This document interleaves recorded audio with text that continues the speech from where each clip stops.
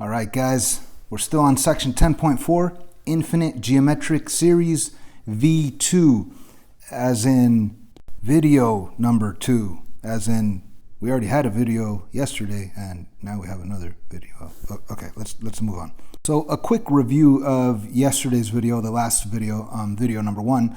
We covered infinite geometric series, and we learned that there was 2 types of infinite geometric series. We have the convergent series and the divergent series, both which are illustrated here below. The convergent series, it approaches a certain value, a certain asymptote.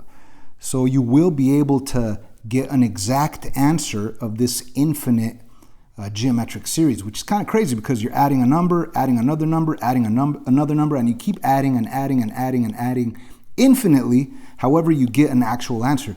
Again, it converges to a certain value. It's like an exponential decay function that decays to a certain asymptote. Okay, so you are able to find the sum of a convergent geometric series. Now, for the divergent one, you're not able to find the sum. It ends up equaling infinity. And I like to use the movie poster as an illustration. A divergent geometric series has no sum. You can't actually add them up and get an actual numeric answer. What's the answer going to be if you keep adding a larger number and a larger number? It's like an exponential growth function. It's going to grow to infinity. So a divergent geometric series, it grows to infinity, all right?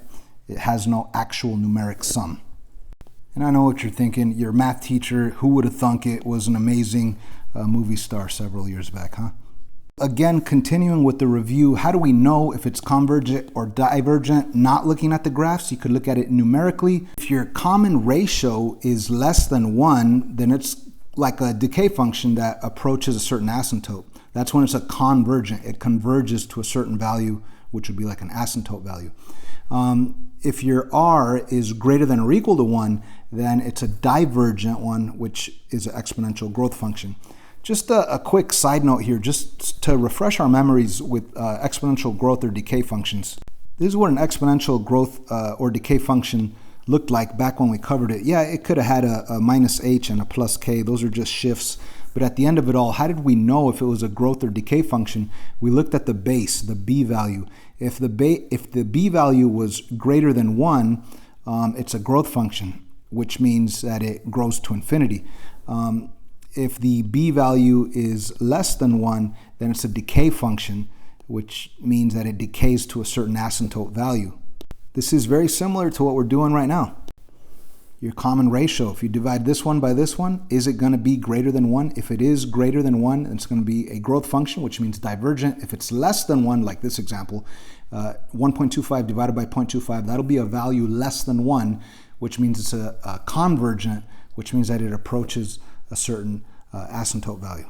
And that, ladies and gentlemen, was the first part of our homework, example 1. That's what pretty much mirrored the first part of our homework. It was all based on this example 1 of taking a geometric series and simply determining if it was convergent or divergent based on the R. If your R is less than 1, right, then it's convergent. If it's greater than 1, it's divergent. And once again, it's not just less than 1, but it's also, is it between -1 and +1? Yes, it is. So it's convergent. If this would be on the outside, like let's say this would have been -5, then it'd be divergent, or +5 would be divergent. On the previous video, we also learned about the key concept, the sum of an infinite geometric series. Okay, we learned this formula. The summation of this infinite geometric series will be your first term divided by 1 minus that common ratio R. And of course, if you think about it, if that R is greater than or equal to 1, that would make it divergent, which means infinity would be your answer, that it would have no actual sum. All right, you can't really add it up and give a numeric answer.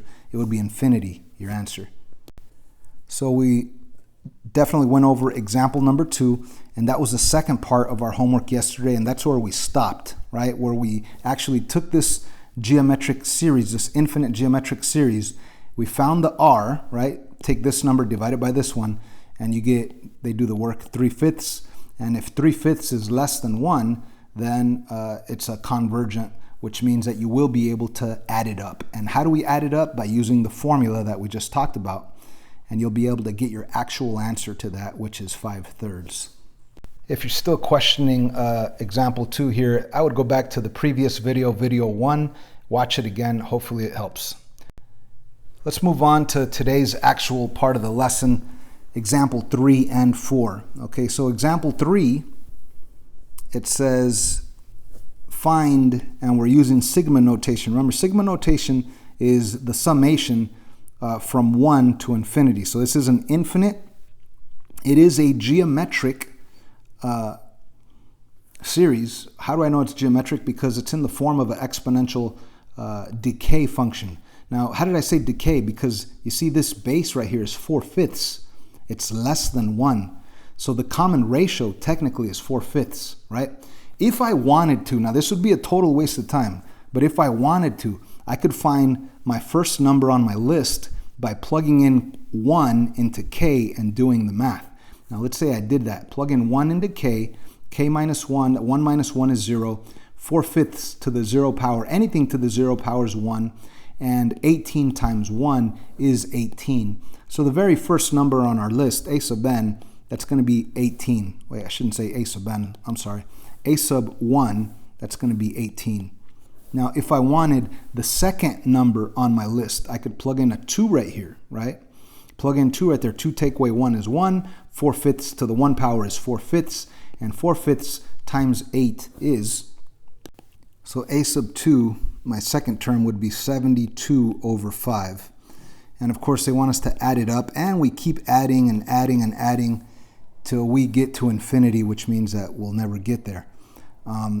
But if you think about 18 and then think about 72 over 5, that's a value that's less than 18. So it continues to shrink. So it's kind of like it's decaying. It's approaching a certain asymptote value. So in this case, you could find the common ratio by doing 72 divided by 5 divided by 18. That'll give you the common ratio. But that common ratio will be this right here, right? 4/5. So again, making a list is a total waste of time. You could simply see what your base is, 4/5, and that's your common ratio. If your common ratio is greater than 1, it'll be a growth function, which means that it's a divergent series, which means that the answer would be infinity. Or if your common ratio is a value less than 1, like right here it is less than 1, then it's a decay function which decays to a certain asymptote value, which means that you could actually find the summation. It's going to be a numeric answer. And how do you do that? Use the formula. A sub 1, which technically this is your a sub 1 term, right? It's your first term times the common ratio to the power of n minus 1. Anyhow, we have a sub 1 being 18, put that 18 up there. 1 minus the common ratio, we said the common ratio is 4/5, put it there. 18 divided by 1 minus 4/5, that's really if you want to do the math here, the 1 becomes a 5/5.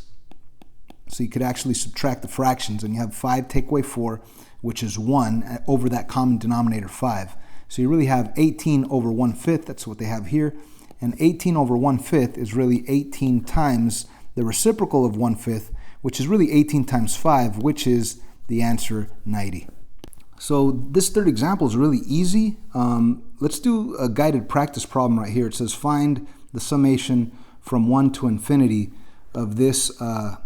If this were an exponential, it is an exponential function. Is it a growth or a decay function? Well, this base tells you that it's a decay function, which means that it will decay to a certain asymptote value, which means that this is a convergent series, which means that you could actually find the answer using the formula. I might as well take this opportunity to link it all together. Do we remember the a sub nth rule of a geometric series? You should remember that it's a sub 1 times r to the power of n minus 1, okay? And as you could see, that's the form that you have here. So you could clearly see your first term is 12. You could clearly see that your common ratio is 3/4. But instead of n, we have k's. That's totally fine. So you could make a list, but that would be totally pointless. You could already see that your common ratio here is 3/4. So the common ratio is 3/4.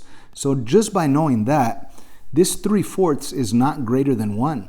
So that means it's a convergent series, which means that it'll actually approach your asymptote. It'll decay to that asymptote value, which means that you could actually find the summation using the summation formula. The summation formula being S equals a sub 1 over 1 minus that common ratio R. So what would the a sub 1 term? We already said a sub 1 is 12. So we have 12 over 1 minus R, and we said R was 3/4. Now to do the math here, it would be good to change that 1, change it to a 4/4. That way it's the same thing as 1. 4 divided by 4 is 1. But now you have a common denominator in both, and you could do 4, take away 3, get your answer over the common denominator. So what is our answer? We have 12 up on top divided by 1 over 4. Written horizontally, it would be 12 divided by 1 over 4, which changes to 12 times 4 over 1, which is really 12 times 4, which is really 48. Believe it or not, ladies and gentlemen, the summation of these infinite numbers, right? If you actually had your list and you kept adding the next number and the next number and the next number, plugging in 1, getting the first number, plugging in 2, getting the second number, plugging in 3, the third number, all the way to infinity, and then you add up that infinite list, your total sum will be 48 of this summation problem. I don't know, you might want to pause this video right now and jump to the questions that have example 3 right next to them from your homework. That way you could do those now that you understand it, or you could wait till later. Let's move on to example 4, the last part of our work today, and it's very simple, it's very straightforward. It's being able to change repeating decimals to a fraction, okay? So here's example 4. It says write a repeating decimal as a fraction. Now, I don't know if you guys know, but let's say, for example, I had the decimal number 0.333, and the 3 continues forever, okay? There's a little trick. So I'm going to, instead of walking through every single part of this example, I'm just going to show you the trick. What is the part of this decimal that's repeating? Well, that would be this right here. As in, the 3 is the only thing repeating. So what would this number actually be written as a fraction? If you read this correctly, ignoring the rest of these infinite 3's, this says 0.3, which is read as 3/10. So I could write that as 3/10. So what did I do? I changed the decimal to a fraction. Am I done? Heck no. Why not? Because 3/10, that's really just 0.3 or 0.3. But we want it to repeat. So the trick that you have to apply to get the 3's to repeat is to simply subtract 1 from the denominator, giving you a new fraction, 3/9. Believe it or not, if you actually get a calculator and go 3 divided by 9, it'll give you the repeating decimal 0.333333 forever. But then again, if you ever get a fraction that could be reduced, you might as well reduce it 1/3. So when I say rewrite 0.333 as a fraction, that's really 1/3. So the trick is, don't go for the repeating part. Just write down the number that gets repeated. Box it in. How do you read that? You read this as 3/10, subtract 1 from the denominator, and that will cause your answer, that 3, to repeat. Okay. So like, let's say I had, let's say 0.272727, and it's the 27 that's repeating. Okay. So let's box it in to be able to come up with the fraction first. And how do I box it in? I put the 0.27. And how would I read that? I read that as 27 hundredths, right? This is the 10th position. This is the hundredths position. So this is really 27 over 100. Now, 27 over 100, that'll give us the decimal 0.27, but it will not give us the repeating decimal of 272727. So what's the trick that I'm telling you to do? All you have to do is go to the denominator and subtract 1 from it. Believe it or not, ladies and gentlemen, if you go 27 divided by 99 on a calculator, it'll give you 0.2727, and the 27 will continue to repeat forever. Easy, right? So they explain this with the summation formula, but just learn the trick and you're good with example 4. So let's jump back to the homework that I assigned yesterday that you need to complete today. So let's take out our homework that we started yesterday. And here it is. I did questions 1, 3, 5, and 7. But of course, you were supposed to do 1 through 37 odd. Of course, you were only able to do half of those yesterday. And we're skipping number 9, I believe. Let me check. Yeah, that's right. We skipped number 9. So let's go back to the homework. And again, the way the textbook is organized is right next to the set of problems. If you need help, you know which example to go back and review. So we just covered examples 3 and 4 today. This was changing your repeating decimal to a fraction. That was pretty easy with that trick that I showed you. And this one, it's pretty easy as well. Let's go back and let's do some of these. We're supposed to do the odd ones. I'll do question 11 and 13 with you. So let me write these down in my notebook over here. It's pretty easy to write down when you could do this, huh? Anyhow, let's begin with number 11. And they want us to find the infinite series, infinite geometric series. How do I know it's geometric? This is really the a sub nth rule of a geometric sequence, right? Your a sub 1 term is -2. Your common ratio is 0.5. So if you think about that common ratio, it's a value less than 1, which means that it is convergent. It does decay to a certain asymptote value. So you will be able to find the summation here using the summation formula. The summation formula being a sub 1 divided by 1 minus the common ratio r. And in order for you to get these values, again, we need to remember the a sub nth rule of a geometric sequence or series, which is a sub 1 times the common ratio r to the power of n minus 1. That's exactly what we have here. You could see the a sub 1 term right here. You can see the common ratio right there. Okay, so let's plug it into our formula. So our a sub 1 term is -2, and then we have 1 minus the common ratio, which is inside of the parentheses, in this case 0.5. Let's do the math here. -2 is up on the numerator. 1 take away half. If you have $1, take away 50 cents, you're going to have 50 cents left over. You're going to have 1/2 left over. So what we really have here, let me rewrite it horizontally instead of vertically, -2 divided by 1/2. And I'm going to change the division of the fraction to the multiplication of the reciprocal. So I still have -2, but in this case I'm going to put times instead of divided by 2 over 1. All you do is flip that second fraction. Change it to multiplication, flip the second fraction. So you really have -2 times +2. -2 times +2 is -4. Believe it or not, ladies and gentlemen, this infinite summation, this infinite geometric series that you add a number, add another number, and you continue to add for eternity, for infinity, you end up with -4 being your total answer. Pretty crazy, right? Now, that's pretty easy, but does it get easier? Absolutely. What if I would have told you to find this infinite geometric series, this summation, and the r happened to be 1.5 instead of 0.5? Then the r would be greater than 1, which means that it's divergent, which means that there's no sum. So you would just put either no sum or you could put infinity. The answer is infinity, right? So it's even easier than this at times.